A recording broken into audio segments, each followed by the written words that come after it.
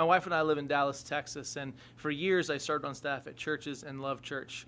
And one of the things I noticed as the college pastor when I did international mission trips was just how great our church was at training us to be cross-cultural. What does that mean? Well, it means that I would go into Africa and they would teach me, you're going to wear this, you're going to speak this language or have a translator, and this is appropriate, this is not appropriate. And I kept coming home and I kept wondering, well, the church is its own culture because most of my friends are Christians or a part of my church. So what kind of training or understanding am I getting or giving to help train people to be cross-cultural in my own city? So my church sent me out as a full-time missionary now with CRM, and the whole goal for us was how do we love people the way Christ loved them outside of the church and outside of the influence of the church. We found that one of the things that really drew us into this, my wife and I love to throw parties. We're hospitality people. And Henry Nouwen had a great quote that really helped us form an understanding of what does it mean to love people. And Henry Nouwen says this: hospitality means primarily the creation of free space where the stranger can enter and become a friend instead of an enemy. Hospitality is not to change people, but to offer them space where change can take place. It's not to bring men and women over to our side, but to offer freedom, not disturbed by dividing lines. What was crucial about that for me was it allowed people to be themselves. And so here are three things that we learned in the process of being hospitality people and simply opening our home to our neighbors. One, it was about making space.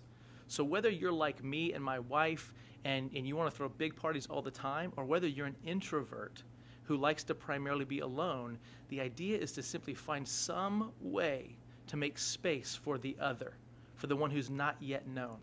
The second thing that I learned was that I had to get over being unlike my neighbor.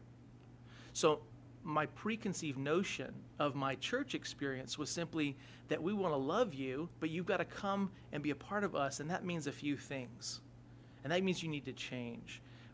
I needed to get over that so I could love them for where they are, not because I needed them to change, but because God loved them and I needed to learn to love them even when they were unlike me. The third thing, and this was a little bit harder in the beginning, was we had to learn how to let life be a little bit messier than we were comfortable with. People come into our home that don't act like us, don't look like us, don't think like us, but that gives them space to engage.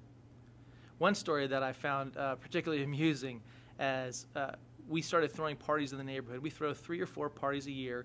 We print about 500 or 600 flyers and literally go up and down the streets praying over the homes and asking people to come to our party. We threw a huge party, got to know a couple, and several months later, I was meeting a new neighbor and introduced myself. I said, yeah, I live in the blue house down the street. He goes, oh, you're the guy that throws all the parties.